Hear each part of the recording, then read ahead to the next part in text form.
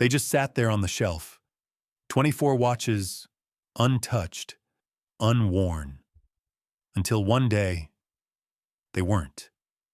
People often say that time flies. But for me, it's always ticked slowly, deliberately, with purpose. That's why I love watches. Not the digital kind. Not the ones that tell you the weather or track your steps.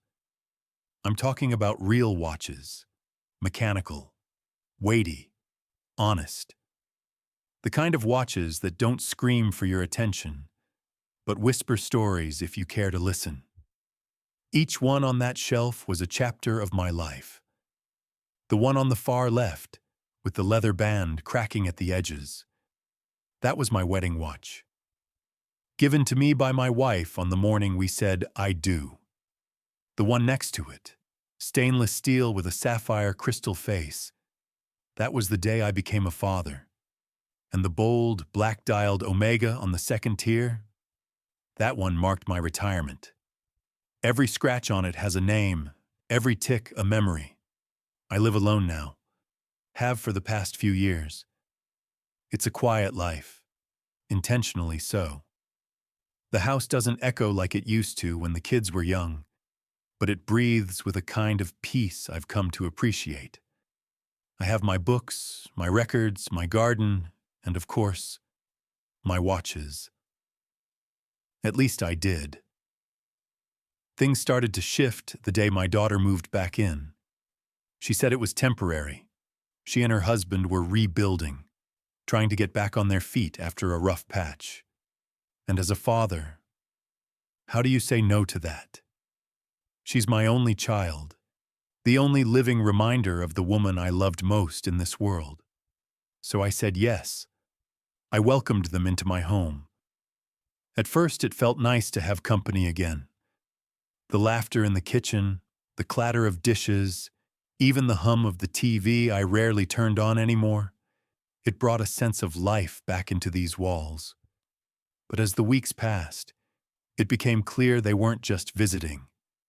They were settling in. Suddenly, my grocery bills doubled. The laundry piled higher. Lights stayed on all night. My space, my quiet routines, were slowly being crowded out by their noise, their schedules, their presence. I didn't complain. I kept telling myself, they just need time. But time, I've learned, doesn't heal everything. Sometimes it just reveals the truth. He, my son-in-law, wasn't working. In between jobs, he'd say, always glued to his phone, always scrolling, tapping, chuckling at things I couldn't see or understand. He slept in late, stayed up even later, left dishes in the sink and laundry half done. And while my daughter tried to play mediator, the strain between us thickened. I began to notice how he looked at my things, not with admiration, but with interest, with calculation, especially my watch shelf. I'd catch his eyes lingering there just a little too long. Once I came into the room and saw him holding one, my Tag Heuer, turning it over in his hands like he was weighing it. He smiled when he noticed me and put it back without a word. I didn't say anything then. Maybe I should have. Weeks went by. And then, one morning, I went to wind the collection as I did every Sunday, and something felt off. I stood in front of the shelf, the warm morning sun pouring through the curtains, and stared. I always kept them in order, left to right, wedding to retirement. But now there was a gap, a space where the Hamilton should have been. I checked the drawer beneath, nothing. Maybe I'd moved it and forgotten. I dismissed the thought and made a note to look again later. But then it happened again, and again. First the Hamilton, then the Seiko, then the vintage Patek my wife gave me on our 25th anniversary. Gone. I checked every drawer, every box, every corner of the house. Nothing. 3 watches, vanished. No signs of a break-in, no mess, no alarms, just missing. I sat with the possibility for days, turning it over in my head like a coin between my fingers. My mind didn't want to believe it. My heart pushed back against the truth. But somewhere deeper, in the place where instinct lives, I already knew. He was taking them, one by one. But what he didn't know was this. A few years ago, after reading about a rash of vintage watch thefts, I'd had 3 of my most valuable pieces fitted with micro GPS trackers. Not because I didn't trust people, but because I trusted time. And time, I've learned, has a way of exposing what people try to hide. So I opened the app I hadn't touched in over a year. There they were. 3 blinking dots. Not in my house. Not in my neighborhood. One was moving, slowly, on a main street downtown. The other 2 were stationary. Sitting quietly at a place I recognized instantly. An antique and watch dealer. I'd been there before, and so had he. I closed the app, sat back in my chair, and let the silence of the house wrap around me again. It was no longer peaceful. It was heavy now, dense with betrayal. He thought he was just stealing watches. What he didn't know was that he was triggering something far bigger. Before they ever became objects of suspicion, my watches were something else entirely. Silent witnesses to the chapters of my life. They were more than metal and glass. They were memory keepers, time tellers not just in minutes and hours, but in meaning. Each tick held a heartbeat. Each dial held a decade. The first one I ever owned wasn't even bought. It was gifted. My wedding day. I still remember how nervous my hands were as I buttoned my shirt that morning. The suit didn't quite fit right. The air in the church felt too warm, and my breath kept catching in my throat. But then she appeared, my wife, my light, and handed me a small, carefully wrapped box. I opened it and found a gold-toned watch with a soft brown leather strap. The back was engraved with a message I still remember word for word. For every second we'll share. It was simple, elegant, and impossibly perfect. That watch sat on my wrist as we exchanged vows, danced in a crowded hall, and began a life together that felt like it would stretch beyond time itself. Years later, when our daughter was born, I added a new watch to the collection. I didn't need another one, but I felt compelled to mark the moment. Becoming a father felt like gaining a new kind of heartbeat. Everything was louder, brighter, more urgent. The watch I chose was stainless steel, with a clean white face and a date display. Practical, durable, built to withstand wear and chaos. I wore it during midnight feedings, doctor's appointments, and long walks through the park with a stroller that always had a squeaky wheel. That watch reminds me of her first words, her first steps, and the first time she said, "I love you," without being prompted. Then there was the retirement watch. It wasn't from a company or a colleague. It was from me, to me. A dark-faced Omega I'd admired for years, but always considered too indulgent. The day I walked out of my office for the last time, I drove straight to the jeweler and bought it. Not out of vanity, but as a symbol of everything I had worked for. Every hour, every sacrifice. It was heavy on the wrist, but in the most satisfying way. It didn't just tell the time, it told me I'd made it. And so the collection grew.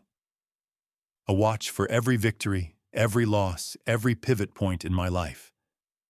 I never bought them just to own them. I bought them to remember.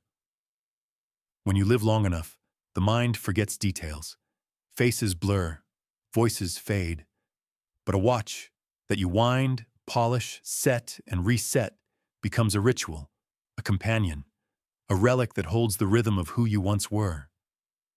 After my wife passed, it was the watches that helped me stay anchored. People talk about grief like a storm, but I found it more like fog. Thick, quiet, inescapable. There were days I'd walk through the house aimlessly, opening doors, looking for something, someone, that wasn't there anymore. I stopped cooking full meals. I stopped turning on the television. Conversations became chores. But I never stopped winding my watches. Every morning, I'd sit at the kitchen table, sunlight pouring in. The same chair she once filled across from me, now permanently empty. I'd open the case, take out each piece, and begin my ritual. Check the time, adjust the hands, polish the glass, listen to the tick, tick, tick. It became a meditation, a reason to keep time moving forward. I began talking to them quietly when no one was around. Not in a crazy way, just in a human way. They knew my schedule, after all. They knew where I'd been. They had been with me when no one else was. I remember once, not long after the funeral, my daughter visited and caught me in the middle of winding them. She asked, jokingly, why I bothered if I wasn't even wearing them most days. I smiled, said nothing, and handed her the old wedding watch. She turned it over in her hands and said, "It's beautiful, but kind of outdated, isn't it?" That word stuck with me. Outdated. Maybe that's what the younger generation sees when they look at us, at our habits, our traditions, our things. They see objects instead of experiences, value in price tags, not in meaning. But I didn't collect these watches to impress anyone. I collected them to remember the kind of man I tried to be, the kind of life I tried to live. Every watch was a lesson. One taught me patience, the mechanical one that lost a second every day until I learned how to regulate it just right. Another taught me resilience, the one that survived a fall down the stairs and still ticks to this day. And some taught me to let go, like the diver's watch I sold to help pay for my daughter's first year of college. I never told her that. These watches, they're not just souvenirs of my past. They're proof that I was here, that I lived, that I loved, that I showed up every day to something or someone that mattered. In a world that's obsessed with speed and noise, they've always reminded me to slow down and listen. And so, when I began to suspect they were being taken, plucked one by one from the quiet sanctuary of their shelf, I didn't just feel anger. I felt grief, as if someone were stealing my memories while I slept. Each missing piece wasn't just a financial loss. It was an erasure of something deeply personal. The thought that he, my son-in-law, could look at them and see only dollar signs. It made my stomach churn, because he wasn't just stealing watches, he was stealing parts of me. The day my daughter returned home, she looked like someone who had been holding her breath for too long. Her smile was strained, her eyes carried exhaustion, and in her voice, I could hear the edge of someone trying to hold herself together. I opened the door without hesitation. She was my little girl, always had been. No matter how old she got, how far life pulled her, there was a part of me that would always see her as the child who used to fall asleep on my chest during thunderstorms. What I wasn't expecting, what no father truly prepares for, was that she didn't come alone. He was standing behind her, my former son-in-law, tall, casual, too relaxed for the moment. I hadn't seen him since the divorce. The last time we'd spoken, it was intense voices over the phone when everything fell apart between them. And now here he was, hands in his pockets, smiling like we were old friends reunited. "Hi, sir," he said, as if that made up for years of distance and damage. "Thanks for letting us stay for a while." just until we get back on our feet." I didn't answer right away. My daughter gave me a pleading look, one that only a father can understand. I nodded slowly. "Of course," I said. "This house will always have space for you." I meant her, not him. But he didn't catch the distinction. The first few days were quiet, awkward. He mostly stayed in the guest room, my daughter moving carefully between us like a bridge no one wanted to cross. I thought maybe this was a good thing. Maybe they were trying to rebuild what was broken. Maybe this would be a temporary hiccup. But hope has a way of making fools out of people who should know better. He didn't look for work, at least not in any serious way. He sat in the living room most mornings, glued to his phone, chuckling at videos, scrolling endlessly. The TV was always on, too loud, too often, and the scent of cigarette smoke began to creep through the halls, something I hadn't smelled in my house for decades. The first time I confronted him about it, he smiled and said, "Sorry, force of habit." The second time, he rolled his eyes and lit one outside the back door, barely a compromise. He started making little comments.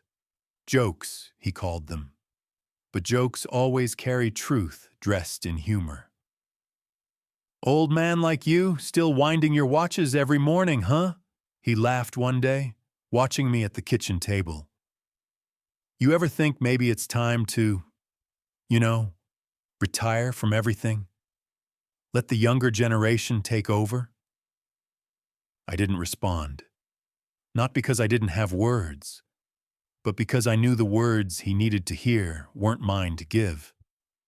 He wouldn't have understood them anyway. My daughter, she tried to keep the peace. She defended him like she always had. "He's just going through a tough time, Dad. Please don't be so hard on him." "Tough times don't last," I told her. "But people who refuse to change, they linger." "He's under pressure," she insisted. "He'll come around. Just give him space." And so I did. I gave him space in my house, at my table, on my couch, and day by day, I watched as he took more than what was offered. More food, more electricity, more comfort, more silence. I didn't mind sharing what I had. I've never been a man who counted favors, but what I do count, what I've always counted, are the things people assume they're entitled to. One evening, I came home from the grocery store to find the living room filled with laughter. He had friends over, strangers. They were drinking beer from my fridge, lounging on my furniture, flipping through my record collection like it was decoration. I stood there, bags in hand, invisible. He saw me finally and grinned. "Hope you don't mind, just catching up with the guys. We'll clean up." I said nothing. I walked past them, slowly, and went to my room. I sat on the edge of the bed for a long time, feeling like a guest in the place I built from the ground up. The next morning, I went to check on my watches. It was my routine. Always had been. I approached the shelf, hands steady, heart soft. But something felt off immediately. A few pieces had been moved. Not just slightly out of place, shifted, displaced. The symmetry I'd maintained was broken. One of the older boxes was upside down. My stomach turned. I opened it. The watch was still there, but the clasp had been refastened poorly, too tightly. Another case had a faint fingerprint on the glass. Another had a smudge on the side, like someone had handled it without care. I didn't say anything that day. Not yet. But that night, I didn't sleep.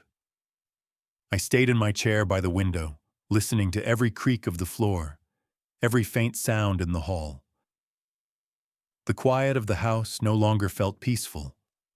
It felt compromised. The next morning, I went through every watch one by one, cleaned them, reorganized them, checked the hidden GPS trackers in the ones I'd installed years ago. Everything still registered as home, for now. But I had no doubt anymore.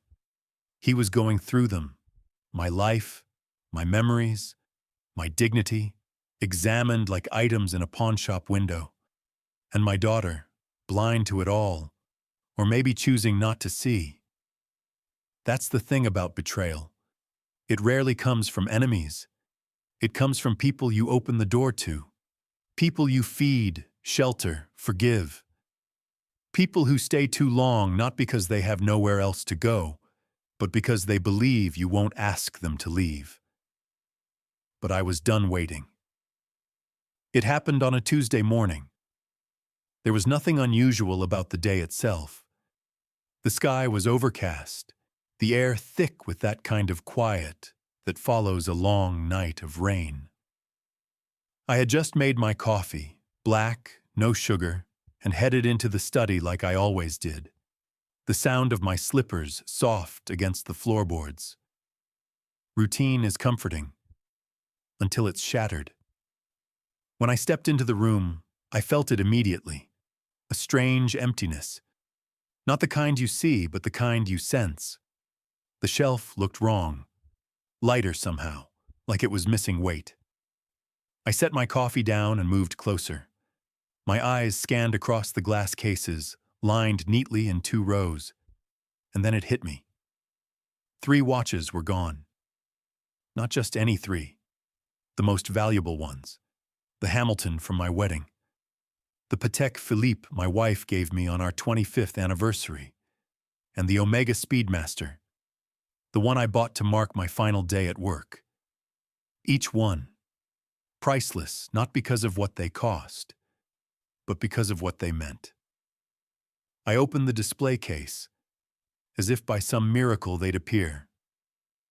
I checked the drawer beneath, the boxes in the corner, the felt-lined trays. Nothing. I checked again, retracing every movement with the desperation of someone who doesn't want to believe what they already know. They were gone. Stolen. I stood there for a long time, staring at the empty spaces where they used to rest. It felt like something inside me had been ripped out, not with violence, but with cold, calculated fingers. I walked out into the hallway, my heart racing but my face calm. My daughter was in the kitchen making tea. I called out her name. She looked up, eyes wide, like a child caught doing nothing and still nervous about being blamed. "Hey, Dad," she said. "Everything okay?" I stepped closer. My voice was quiet, steady. "Have you seen anyone near my watches? Did you move anything?" Her face scrunched, slightly. "Number Y." "3 are missing," I said. She blinked. "What? Are you sure? Maybe you misplaced them." I didn't answer. I just turned toward the living room. He was sitting on the couch, legs crossed, TV on, one hand holding his phone, the other resting lazily on the armrest. When I entered, he looked up like nothing was wrong. "Morning, sir," he said with a smirk that had long ago worn out its welcome. "3 of my watches are missing," I said flatly. He raised his eyebrows, feigned surprise like an actor in a bad school play. "Missing? That's weird. You sure? Maybe someone came in while the door was unlocked?" His performance was insulting, almost laughable, but I didn't confront him, not yet. Instead, I turned and walked away. I went back into the study, closed the door behind me, sat at the desk and pulled open the second drawer from the left. Inside was a small, almost unnoticeable plastic card. I opened my laptop and typed in the URL printed on it. Logged into the app I hadn't used in years. It had been a decision I made quietly, without telling anyone. Years ago, after hearing about a string of thefts in a nearby neighborhood, burglars targeting old men with vintage watch collections. I'd decided to protect mine, not with alarms or locks, but with technology. Tiny GPS trackers, no larger than a grain of rice, embedded carefully behind the casings of the 3 watches I held dearest. Installed by a discreet professional I met through a collector's group. A small price to pay for peace of mind. The dashboard loaded. 3 blinking dots. I stared at them for a long moment. One was moving. Slowly, along a street I recognized. The other 2 were stationary, parked in place but not at home. All 3 were nowhere near my house. I zoomed in. The location was unmistakable, a small, privately owned watch shop in the heart of the city. A place I had once frequented. The kind of shop that dealt in both passion and profit, where collectors brought rare timepieces to trade, sell, or authenticate. I hadn't been there in years, but it was still etched in my memory. I sat back in my chair, staring at the screen. My breath was steady, but something deep inside me stirred. Not rage, not sadness, something quieter. Certainty. There were no more doubts, no more rationalizations. He hadn't just looked at them. He hadn't just touched them. He had taken them. Removed them from the shelf, slipped them into his pocket, walked them out of my home like they were his to carry. And now, he was either selling them or trying to. I closed the laptop. The house around me felt colder than usual. Outside the door, I could hear the faint murmur of the TV again, and his laugh, low and careless, like nothing in the world could touch him. I didn't go to him. I didn't confront him in that moment. I needed to see it for myself. I needed proof, not for the world, but for me. Because when someone crosses that invisible line, not just of theft, but of betrayal, it's not anger that comes first. It's clarity. And clarity, I've found, is far more powerful than fury. I didn't tell anyone where I was going that afternoon. I left quietly, locking the front door behind me while the house remained filled with the usual noise. Laughter from the television, the clatter of dishes, casual ignorance. The drive into the city was silent. I didn't play the radio. I didn't rush. There's a certain kind of stillness that settles over you when you know something is about to change forever. It's not fear. It's not even anger. It's resolve. The shop was right where I remembered it, tucked between a tailor and a bookstore on a quiet street, with the same brass sign above the door that read, Horace and Sons. Fine timepieces. The bell jingled when I stepped inside, a delicate, familiar sound. And then I saw him. Behind the counter stood Horace Jr., the son of the original owner. His face lit up when he recognized me, eyebrows raising in surprise. "Mr. Dean," he said warmly, stepping out from behind the glass case. "It's been too long." I nodded, shaking his hand. "It has." "You still keeping that collection of yours?" he asked with a grin. "Last time you were here, you had your eye on that limited edition Jaeger." I returned a small smile. "Still ticking," I said. "Though that's actually why I'm here. I believe some of mine have ended up in your hands, without my knowledge." His smile faded, replaced with concern. "Really?" I leaned in slightly. 3 of my watches. They were stolen from my house. I tracked them here." He blinked, then turned toward the back counter where a tray of newly evaluated timepieces rested. He picked up one carefully, held it to the light, and said, "A young man brought these in just an hour ago. Said they were a family inheritance, part of a liquidation." "May I?" I asked, gesturing to the tray. He nodded.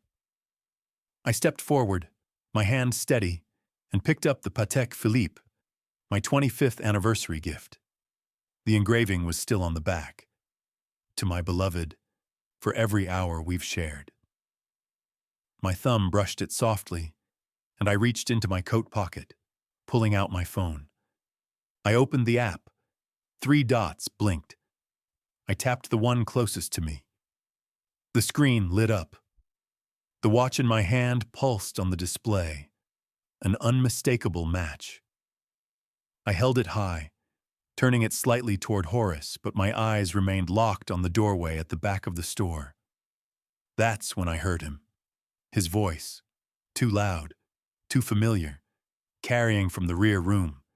He was joking, selling, performing.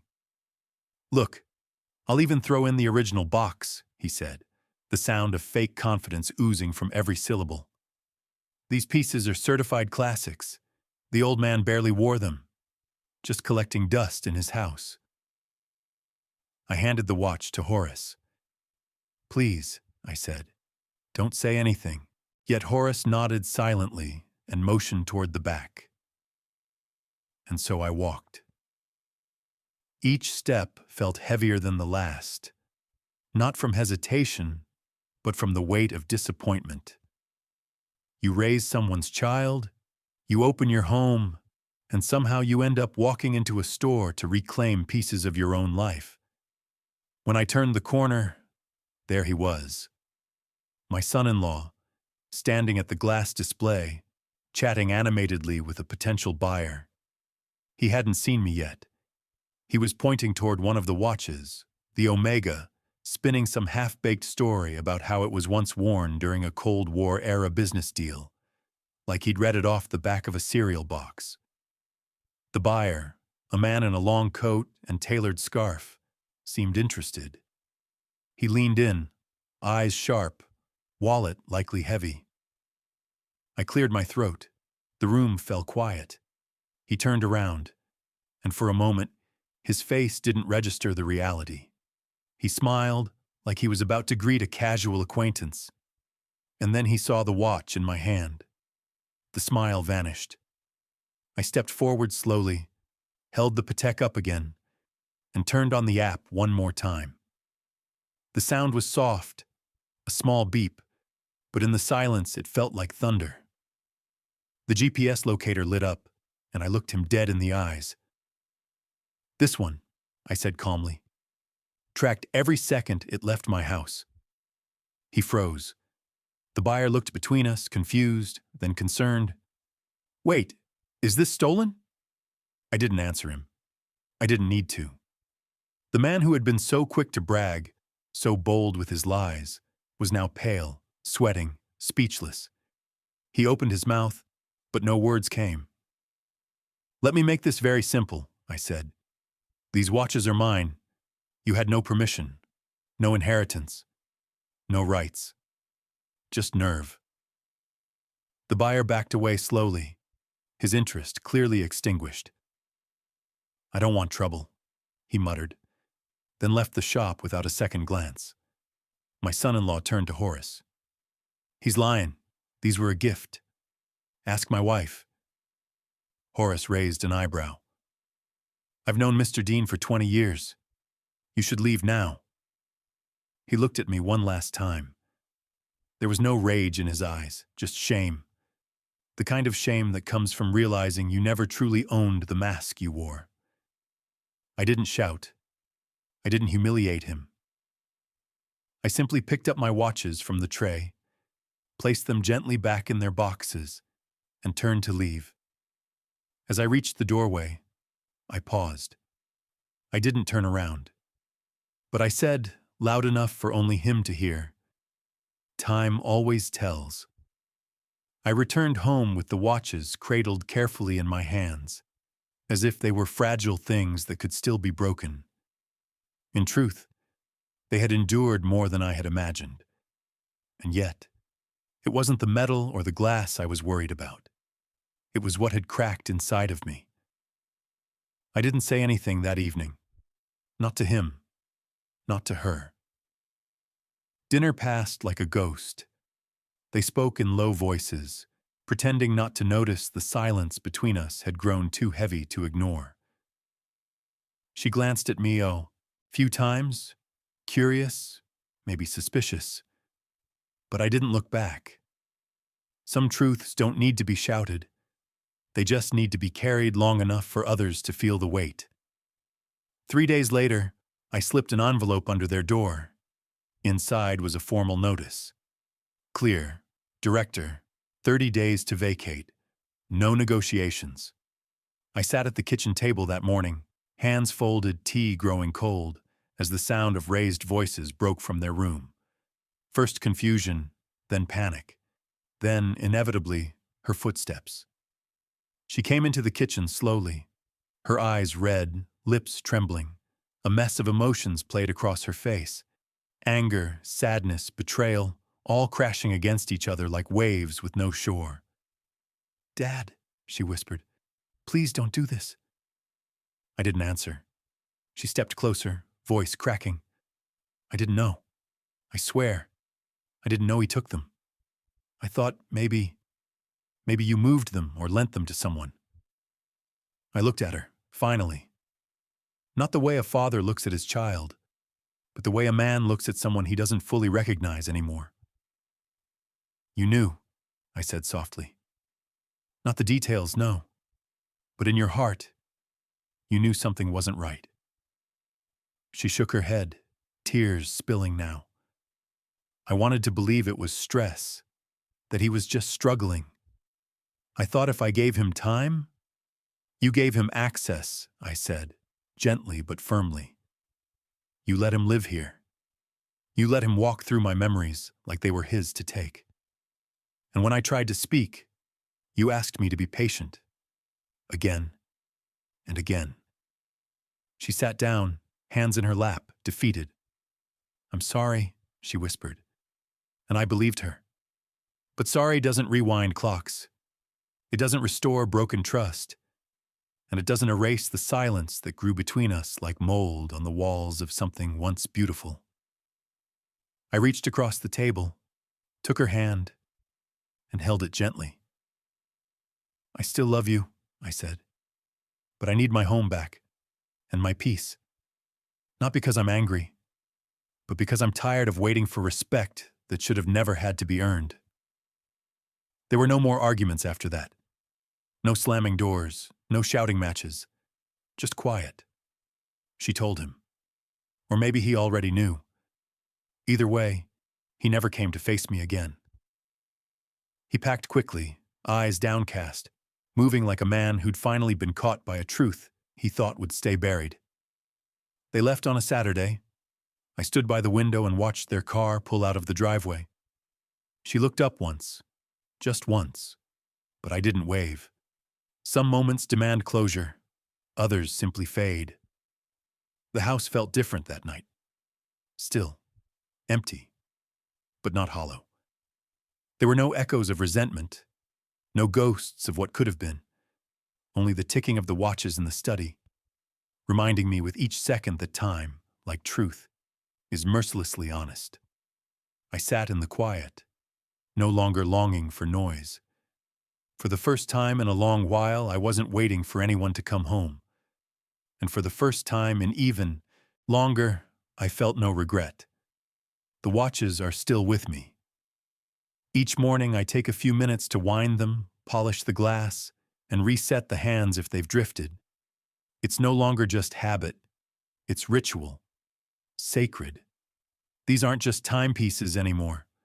They're survivors, like me, marked by wear, but still ticking.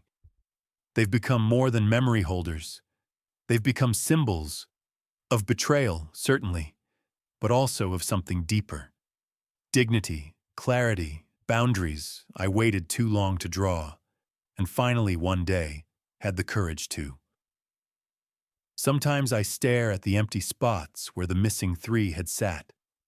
Those spaces now feel intentional, as if they were always meant to be there, to remind me that even loss has shape and meaning. In the days after they left, the house changed in subtle ways. It wasn't just the silence, it was the quality of it.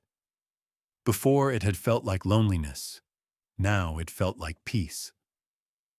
Word of what happened spread quietly through the neighborhood. I didn't tell the story myself, but you'd be surprised how quickly truth moves through the cracks of polite conversation. A few neighbors stopped by with kind words and gentle questions. One brought banana bread, another an old chessboard.